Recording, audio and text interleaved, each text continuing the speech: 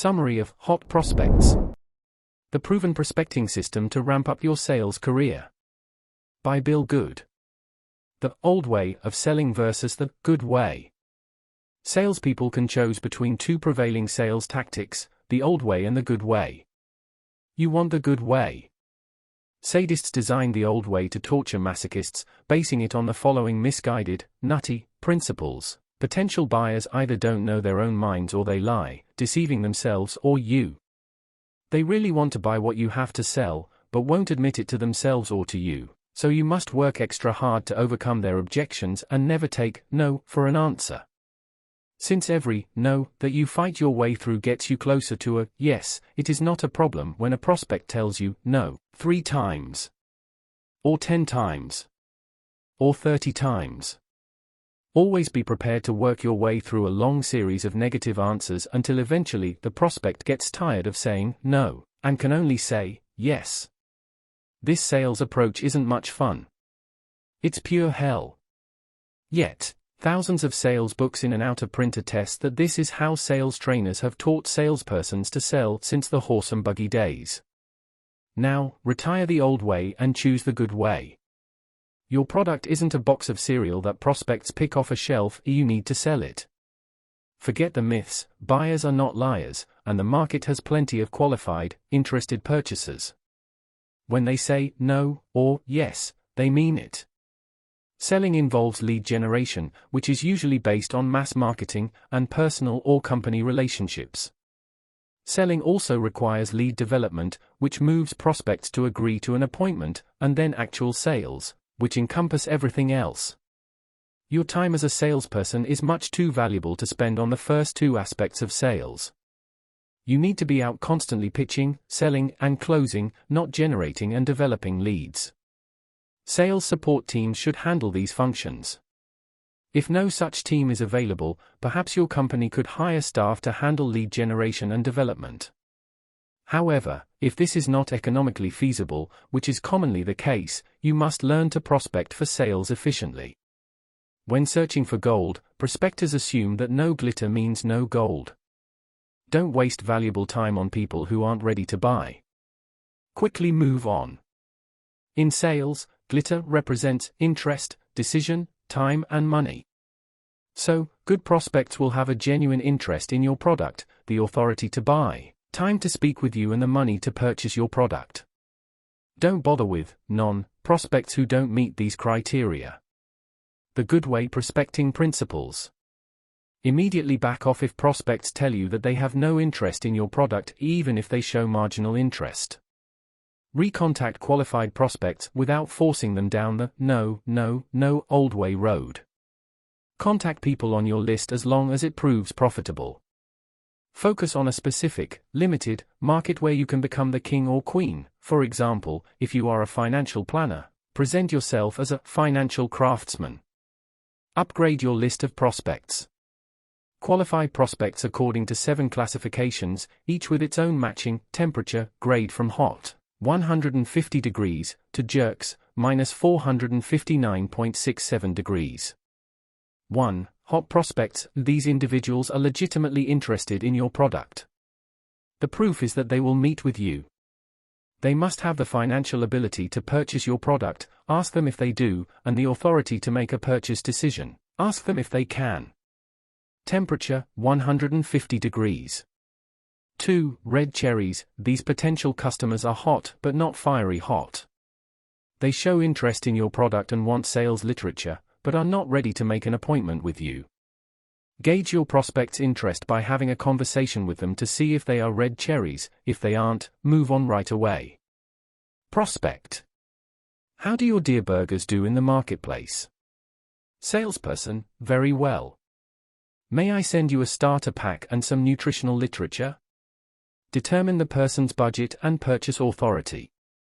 The more information you elicit from your prospect, the redder a cherry he or she will be.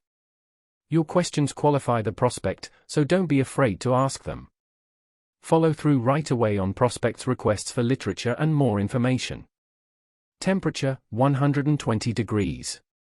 3. Green cherries. These people can eventually become good prospects, but a current situation, such as an office move or a temporary lack of funding, blocks that transition at present. Stay in touch with such prospects, but don't press them. Temperature, 90 degrees. 4. Info leads. These individuals contacted you for product information, which is good, but you don't know anything about them other than that they contacted you. Temperature, 60 degrees. 5. Pitch and miss. You tried to close a sale with this person but couldn't. For some reason, he or she just wouldn't buy. Don't throw the lead away. You may be able to approach this prospect some other time and win his or her business. Temperature, 50 degrees. 6. Non-prospects. These are not cherries, they are pits. They have no interest in your product, are not qualified to buy it, or cannot make a decision. Don't waste your time on them. Temperature, 0 degrees. 7. Jerks. Not only do these individuals have no interest in your product, they go out of their way to be nasty. Temperature, minus 459.67 degrees. Generating leads. If you are selling to customers in the US, do not violate the newly established "do not call" laws. Registered phone numbers are residential listings. Stay away from them. Feel free, however, to solicit businesses. Lead generation consists of mass marketing and relationship marketing. Think of mass marketing as micro-marketing that targets individual prospect groups. Structure it as a formal campaign, that is, a series of distinct steps with numerous variables. For example, bind flyers into regional trade publications, a variable, instead of local newspapers, another variable. Carefully plan out each variable. Start by deciding on a list of prospects, the most critical variable, with a firm objective in mind. For example, if you sell an expensive service or product, target red cherries or info leads. Consider your campaign style in advance. For example, will you use a letter followed by a phone call, or vice versa? Offer all prospects a primary benefit. Be explicit, place the benefit in the headline of your ad, letter, or fax. Offer prospects something in return for their time. Feature a special message in the content of your ads, calls, and other promotional communication. Finally, consider how you sound as an important variable. If you sound terrible over the phone, you will not generate many good leads. Generating leads is a numbers game. The more flyers you mail out, the more calls you make, the more leads you will generate. Set up your campaign so that you immediately know if someone is a legitimate prospect or not. Ask potential customers specific questions over the phone. 1. Are you interested? 2. Can you make a purchase decision? 3. Do you have adequate funds to buy the product? At the first no, move on to the next prospect. Never waste your most precious commodity. Time. You will quickly know if your campaign is good or bad by how profitable it is, that is, how much new business you close. If your campaign isn't working, use a process of elimination to find out why. Change one variable and try it again. But don't change more than one variable at a time.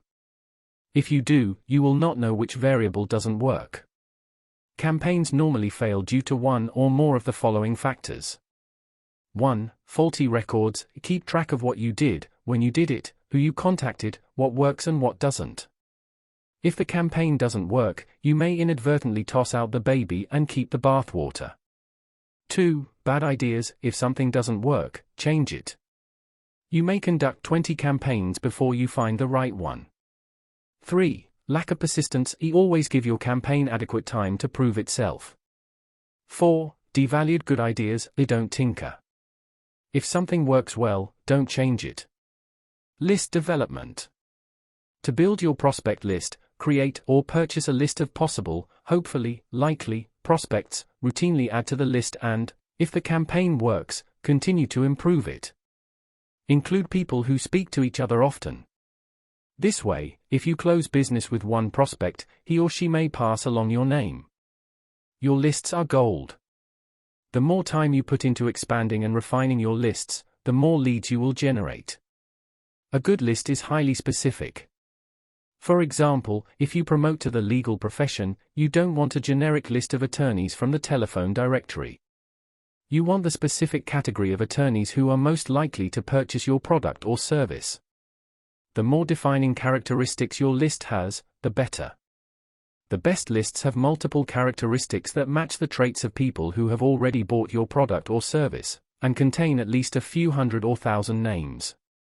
They enable you to find 2 red cherries for every hour of phone calling, and 8 red cherries for every 100 pieces mailed. Some trade associations give away membership lists. Others charge for them. List brokers will sell you theirs. When dealing with them, be as specific as possible about the types of names you want. Libraries also can find lists of likely prospects or help you develop them. For it to work, your sales message must excite prospects. A strong headline helps. So does a strong offer, which normally is something you provide to prospects for free. For example, sample headlines and accompanying offers could include: headline, 10 free CDs worth $300. Offer, do you want to get a brand new laptop computer at half the price? Headline, cut the work from maintaining a lush, green lawn. Offer, landscape expert available for consultation at no charge. Headline, the best loan offer you will ever get. Offer, our bank just cut its lending rates to the bone. Base your sales messages on benefits, not features. Sell the sizzle, not the steak. Use the internet, specifically Google, to come up with great headlines, descriptive text about products, and benefit statements that you can adapt to promote your goods or services. If you sell tools, your products might be durable, tough, precision-made, and long-lasting. If you type tools, durable, tough, precision-made, long-lasting in your search engine, you will come up with more than 1,000 websites featuring similar products. You can rework and refer to some of this material, while making sure to avoid plagiarism. Use a similar approach for brochures and other collateral literature. Scripts, letters, and developing leads. Few individuals are ad lib experts. Most salespeople need scripts to make great sales pitches. Scripts include the words and concepts that interest prospects during phone calls or sales presentations. Good scripts make you seem confident and knowledgeable about your product, and help you convey the primary selling points that make your product special. To avoid your conversation coming across as canned, practice the script until your delivery seems completely natural. Focus first on your product, then on service and other issues. Keep scripts short, sweet, and to the point, especially telephone scripts. Contrary to accepted wisdom, long letters work better than short ones for direct mail campaigns. They can offer numerous messages to entice those readers who have some preliminary interest in your offer. Readers with no interest will immediately discard your letter. Long letters stand a better chance of hooking prospects. People love to see or hear their names, so put readers' names in the body of the letter. Use strong headlines, and short sentences and paragraphs. Pepper the letter with boldface subheads, and include an information request form or coupon. Develop leads to get hot prospects. Ask direct questions over the phone to determine who your prospects are and what they want. Develop a workable prospect profile with this valuable information or use it later during your sales presentation. Scripts work best for telephone lead development. You also can use other communication devices and techniques: e-fax, email, letters, to whet prospects' interest. Remind prospects of your name at least monthly in writing and at least every 90 days by phone. Send newsletters with personalized cover letters. Personalize all communication with prospects, dear recipients. Use email judiciously. Send prospects interesting articles. Use reference letters and testimonials to state your case. Alternate your communication methods so your message stays fresh. The purpose of lead development is to secure appointments, so work those leads. Turn attractive green cherries into beautiful red ones. Ripen beautiful red cherries into super hot prospects and transform super hot prospects into new sales.